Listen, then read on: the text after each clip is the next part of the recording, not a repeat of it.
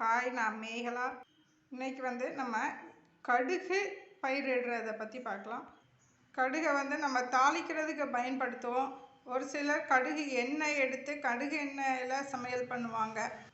ஒரு சிலர் கடுகுல வர கீரையை சமையல் பண்ணி சாப்பிடுவாங்க. இந்த கடுகை குளிர்காலத்தில் மழை காலத்தில் பயிரிடுறது நல்லது. எப்படி பயிரிடுறதுன்னு பார்க்கலாம். நான் இந்த மாதிரி ஒரு பேக்கில் மண்கலவை தயார் பண்ணி வச்சுருக்கேன். அதில் தான் இந்த கடுகை போட போகிறேன். கடுகு வெளியில் போய் வாங்கணும்னு இல்லை, நம்ம வீட்டிலையே நம்ம தாளிக்கிறதுக்கு வாங்கி வச்சுருக்க கடுகையே தண்ணியில் ஊற வச்சு இந்த மாதிரி ஒரு பேக்கில் நம்ம தாளிக்கிறதுக்கு பயன்படுத்தலாம். தாளிக்க பயன்படுத்துகிற அந்த விதையவே நம்ம பயிரிடலாம். இப்படி ஒரு இடத்துலையா தூவி விட்டோன்னா ஏற்கனவே இருந்த மண்ணை நம்ம அதை மூடுற மாதிரி மூடி விட்டோன்னா அது பாட்டு விளைஞ்சிட்டு இருக்கும்.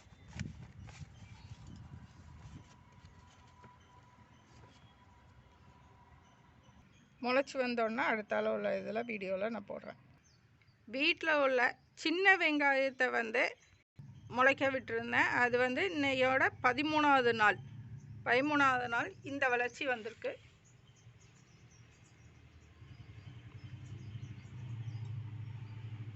ஒன்று கொஞ்சம் பெருசாக இருக்குது, சில இது சின்னதாக இருக்குது.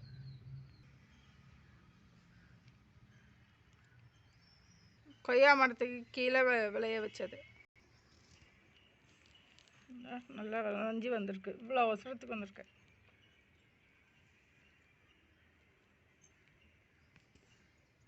இதுவும் வீட்டில் உள்ள பூண்டு விளைய வச்சது.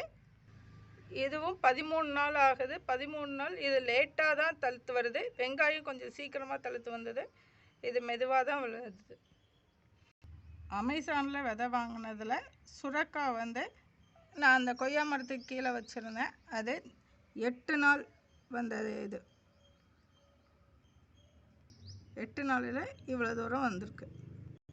இந்த பேக்கில் அமேசானில் வாங்கின காய்கறிகளில் ஒரு 8 காய்கறி விதை போட்டிருந்தேன். அதில் சுரக்காய் முளைச்சி வருது.